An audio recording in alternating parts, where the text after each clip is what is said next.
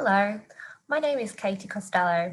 I'm the Manager of Programme Design, Innovation and Advocacy Projects at the Alana and Madeline Foundation, Australia.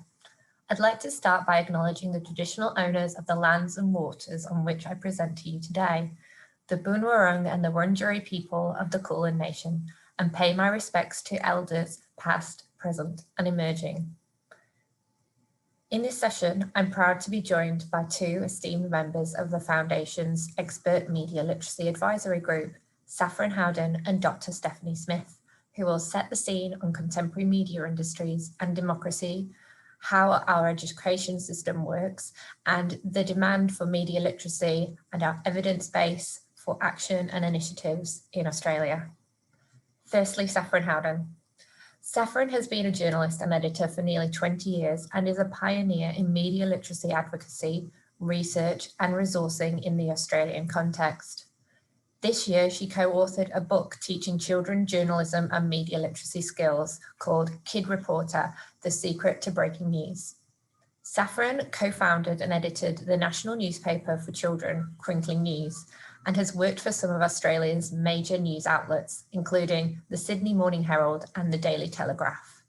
She was the inaugural Google News Initiative Teaching Fellow for Australia and New Zealand and has developed digital citizenship teaching resources for Facebook Asia Pacific. Then we'll hear from Dr. Stephanie Smith.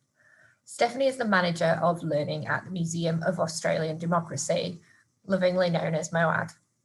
She represents MOAD on the Australian Media Literacy Alliance. Her current work involves supporting teachers and students' understanding of media literacy and supporting the development of critical thinking skills in this area. Steph has experience working in primary classrooms and a variety of cultural institutions across the country. Her research explores inquiry learning, professional development, and play-based learning in primary settings. She is passionate about incorporating authentic student voice into classrooms, community, and our democracy.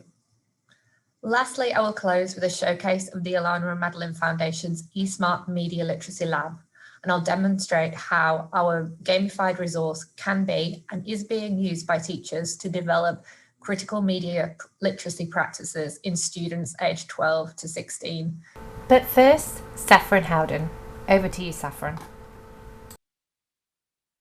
Thanks, Katie, and thanks to the National Association for Media Literacy Education for bringing this wonderful event together. It's a real privilege to share some of the Australian media literacy experience and challenges with an esteemed global audience, especially in the context of social justice. I'd like to dive into our presentation by providing some background to the Australian experience. Our fledgling media literacy journey is tied closely to our news media story. Australia's media ownership is among the most concentrated in the world. We are a geographically vast country with our major urban centres dotted around tens of thousands of kilometres of coastline and a sparsely populated interior. Yet as a nation, we are fewer than 26 million people. We've nonetheless been reasonably well served for many decades with reliable information from a free press and relatively healthy fourth estate. Even if our major news outlets have traditionally fought fiercely and sometimes pretty dirtily for their portion of a small and relatively steady audience. All this means that Australians traditionally haven't had a lot of choice about where they got their information to guide their involvement in civil society, to make decisions about their lives. We never had to sift through lots and lots of different sources to find a reliable one. Our population is simply too small to support many independent purveyors of information. In short, we haven't had a lot of media biodiversity. And the media we have had access to has been mostly reputable and reliable, as I said, based on the principles and ethics of journalism, with professional reporters gathering information, verifying it and fact-checking it before it makes its way to the community. Our overall exposure to information through the mainstream media taught us to believe that it's of roughly the same standard and is mostly reliable, if limited and lacking in diversity. So perhaps more so than in other larger countries, the rise of global social media and digital players and the internet generally, and the inundation of information that has come with that, has been a shock to the system. Of course, the digital revolution has caught us all unawares in common and unique ways around the world. It's one of the reasons why this conference exists. It continues to throw up new challenges for social justice, democracy, and the role of journalism in free societies. Information, as we know, is now highly contested. Outright disinformation is confused with genuine but unpalatable facts, occasionally as a deliberate political manoeuvre. Increasingly, Australians, young and old, are getting information about the world around them from social media. But media literacy levels are low, and this can have really very real consequences for our collective well-being, like during public health campaigns, elections, national policy debates, and natural disasters such as wildfires. A recent survey by a coalition of universities here in Australia found that 83% of adults use social media on a daily basis, but few are confident that they can take the steps to identify misinformation. And more than 1/3 have had little or no media literacy support across their lifetime. Media literacy levels are lower among already disadvantaged groups, such as those in regional areas, older Australians, and those with a disability. Research into young people's media literacy levels in 2020 found just 1 in 5 Australians aged between 8 and 16 had received lessons at school on how to spot disinformation. On the other hand, Gen Z has among the highest levels of media ability. Media literacy has really only been in the public spotlight and on the research and policy agenda in Australia for about 5 years.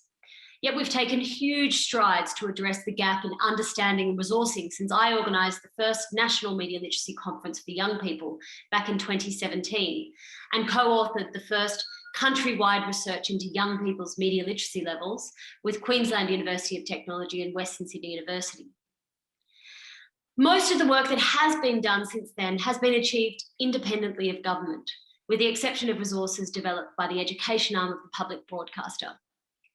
There has been disappointingly little collaboration between the major news organisations, in my view, despite the potential benefit of increased media literacy levels to the understanding and appreciation of the role of professional journalism in a healthy democracy.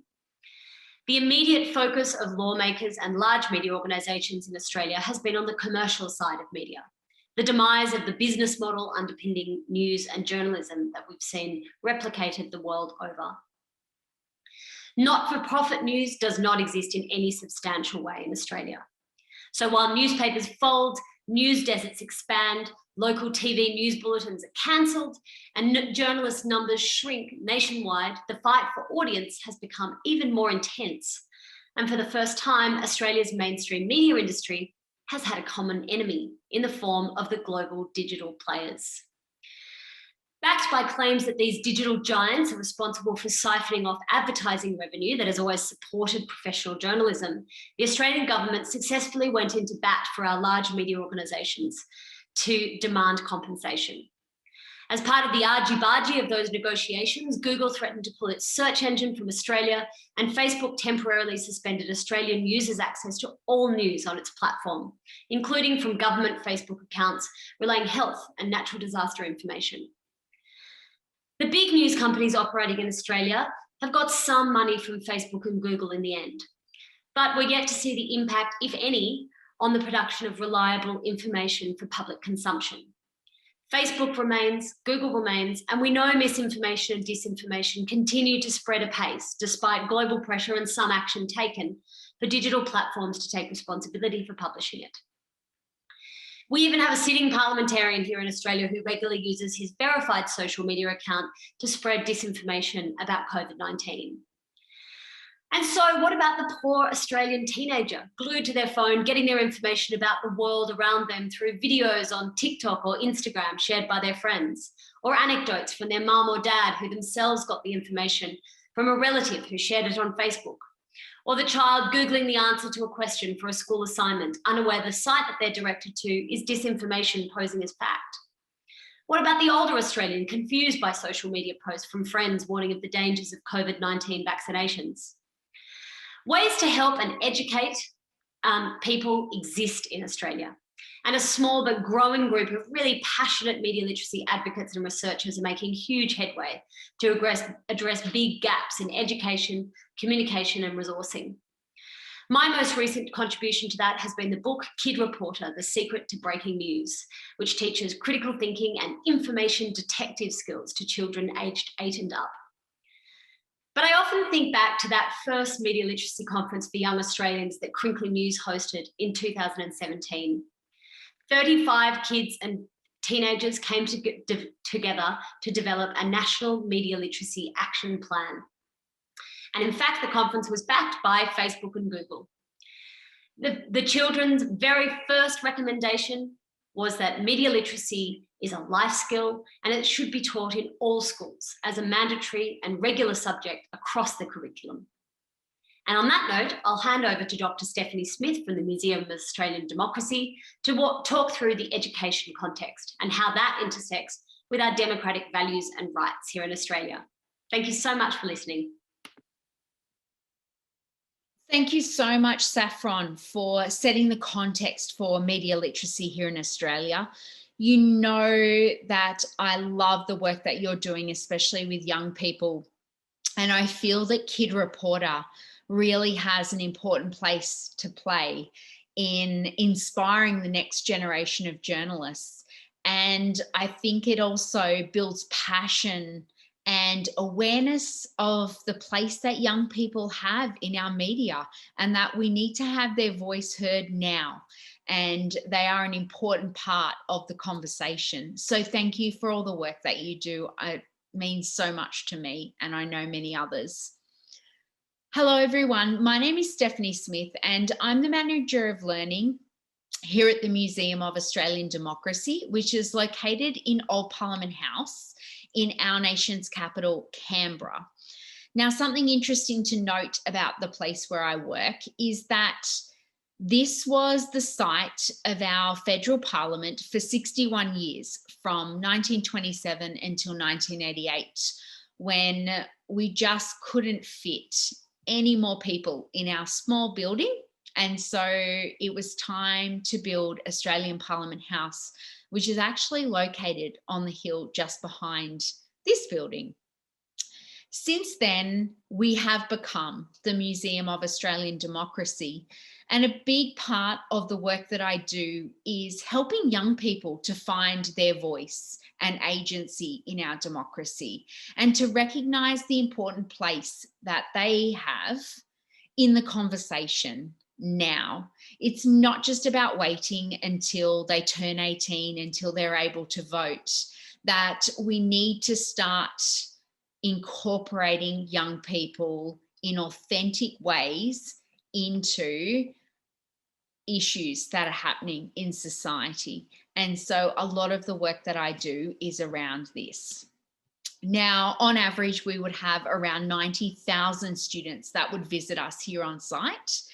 And they have this amazing opportunity to sit in a piece of history. This is our House of Representatives chamber where the politicians used to work, where the Prime Minister would have been, where many debates and issues would have been discussed. And something important for you to know is that right there in the centre at the top is the press gallery. The press have always had a place in our parliament, and it's a big part of the way that we would make sure that the general public were aware of the conversations that were happening here and they were hearing it firsthand.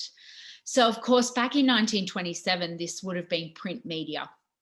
But over our time, we saw the introduction of radio, and by 1988, we had film crews working in this space as well.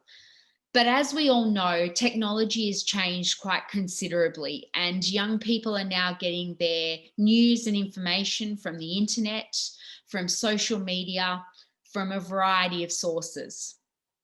And so, as well as looking at the historic and considering the stories that these spaces have to tell, we also have exhibitions to support these contemporary contexts. So here are some images from our Truth, Power and a Free Press exhibition where we work with secondary students. And I think that it's important to acknowledge that being a responsible active citizen means being media literate. It means being aware of how to engage online, being able to identify bias, being able to look at issues from different perspectives, being able to critically evaluate what you are looking at. And part of our work is helping students to build those skills and that awareness so that they know how to find good quality sources. They know how to look for trustworthy journalists when they're finding out information about what's going on in the world. And I think it's a big part of helping them to realize that they have a right to be informed, to access information, and that we are there to support them. Now, one of the challenges that we face is, whilst media literacy is built into our Australian curriculum, we find that, and you will all be aware of this, is that adults also have trouble in identifying misinformation, disinformation, bias in what they're reading online. And so a big part of the work that we do is helping teachers so that they can be better in their media literacy skills and therefore be able to support students. But a challenge we find with the curriculum is, because it's isolated into one key learning area, is that it's not actually embedded into real world contexts where students are looking at it from a historical perspective, or what media literacy looks like when they're learning science. And so it would be better placed to be part of our general capabilities, which are our underlying areas where students really get that extra support and the development of the skills to help them to build stronger awareness of what they're looking at whenever they're engaging online. Now, Alana and Madeline are doing some fantastic work in this space, and I really appreciate the opportunity to hear from Katie and for her to be able to share with you some of the work that they're doing to better support teachers and students to help develop their skills in this area. So over to you, Katie. Thank you, Saffron and Stephanie. Nearly 25 years ago, the Alana and Madeline Foundation was established to take a stand in the face of unspeakable tragedy. Now, recognising the dangers children face today are increasingly complex, we continue to adapt and respond. The Foundation's work is underpinned by guiding principles that we are child-centred, innovation-driven, evidence-based and ethical partners. eSmart, an initiative of the Alana and Madeline Foundation, aims to bring about long-term cultural and behavioural changes at an individual and community level. Media Literacy Lab is our latest eSmart initiative offering. It is a teaching and learning tool originally developed with the support of Google.org funding. It allows equivalent middle and high school teachers to facilitate gamified modules in blended and remote learning environments. It was developed to help our Australian youth become media-savvy digital citizens, questioning what they see, practicing smart and safe online behaviours, and seeking help when needed. The lab's point of difference is it's uniquely gamified, youth-driven, expert-designed, contemporary, and carefully curated. The lab was developed with insights by our expert media literacy advisory group, including Saffron and Stephanie, who provide essential advice to the Foundation on pilot implementation, product improvements, impact evaluation, and partnering opportunities. You can check out MLAG profiles on our website.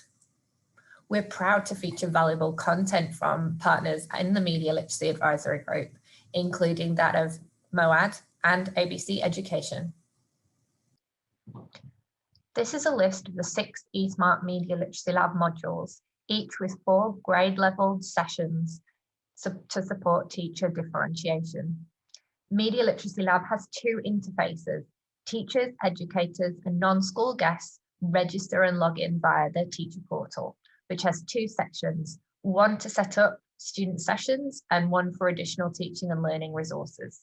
Students can only access the lab via the student portal interface, which is done via a unique single sign-on code set up by the registered user.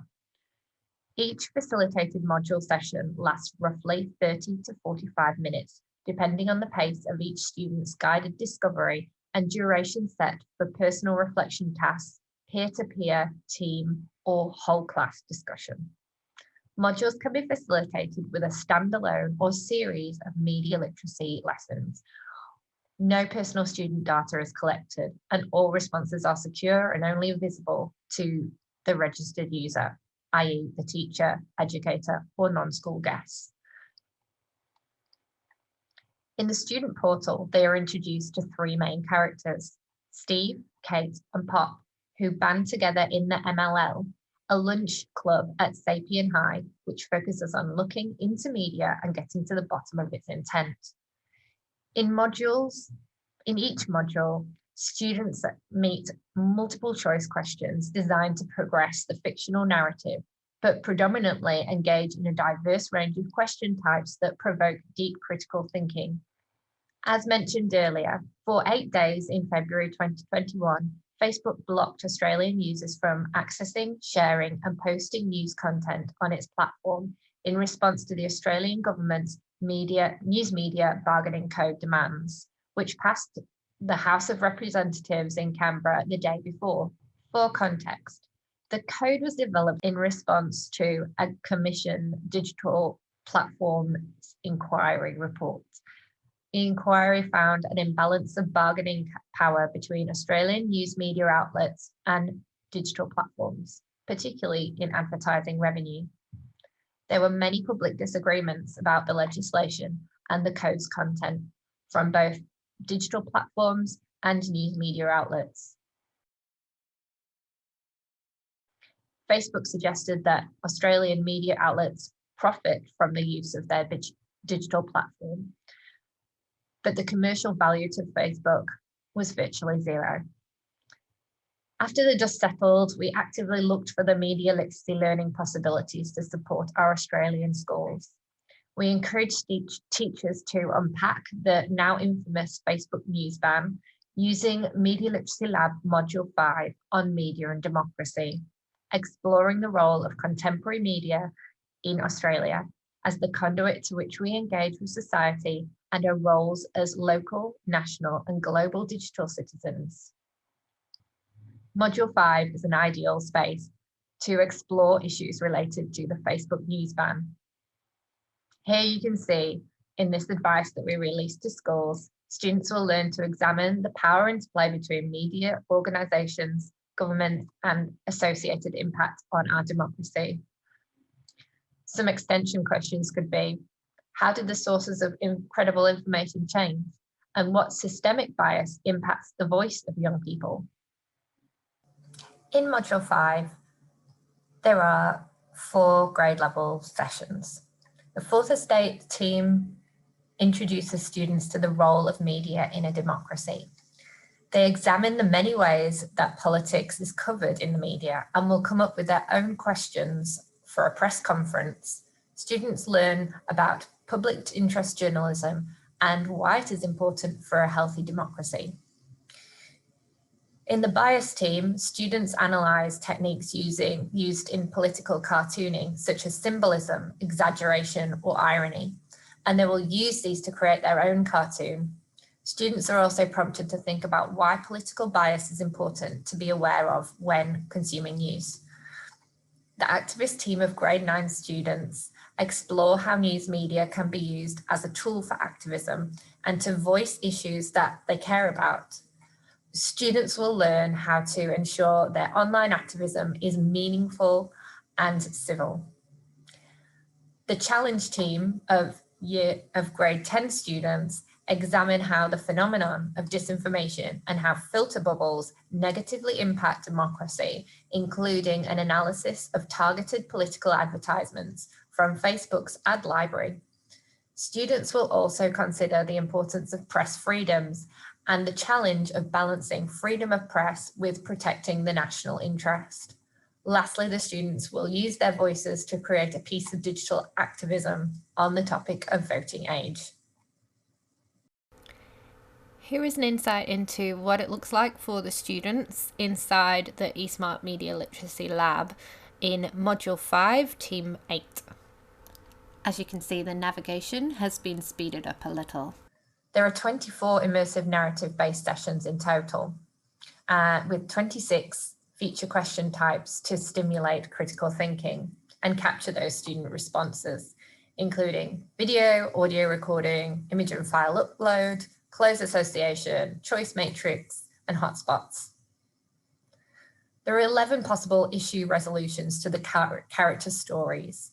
The endings are either positive or an opportunity to critique choices made in the final multiple choice questions, using it as an opportunity to scaffold learning. There is only one possible ending for Module 6, which is based on online hate speech, and it's overwhelmingly positive. Facilitation guidance on potentially triggering topics is available to educators in the lab's resources section of the teacher portal. And it's always flagged with visual cues to encourage self-care and help-seeking behaviours. There are 14 infographics to visualise media literacy concepts throughout the lab, including information disorder. There are also 8 introductory explainer videos.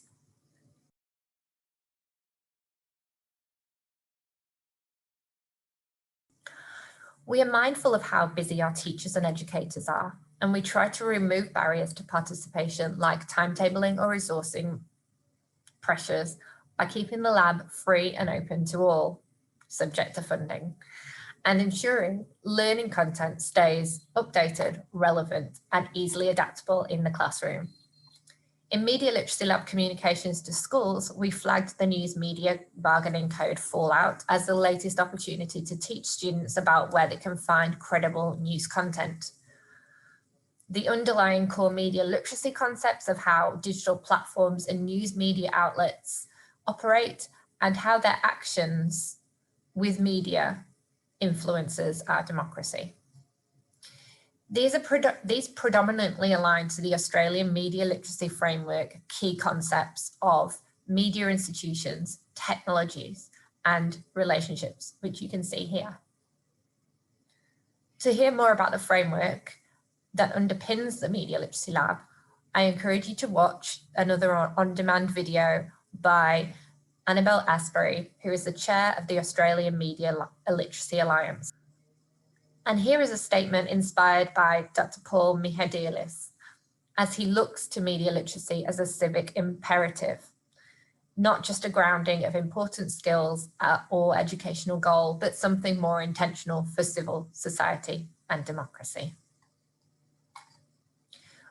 We continue to be guided by intentional alliances, global and Australian research, youth participation, and social injustice issues impacting our children and young people. The Alana and Madeline Foundation works in the area of media literacy in allegiance with Australia's small but growing group of passionate advocates and researchers, with the hope that we can ensure every young Australian is capable of making decisions about media participation and engagement that are values-driven, rights-based, safe, and appropriate for each individual. We invite all educators and non-school guests to explore and leverage eSmart Media Literacy Lab, engage in our complementary professional development opportunities, and teach critical media literacy knowledge and skills to combat social injustices, starting with the young person's right to access information and right to be heard in a continually changing media landscape. We welcome conference audience members to register and explore the lab free of charge until the end of 2021. There are 2 registration types for non-Australian schools in the school drop-down list.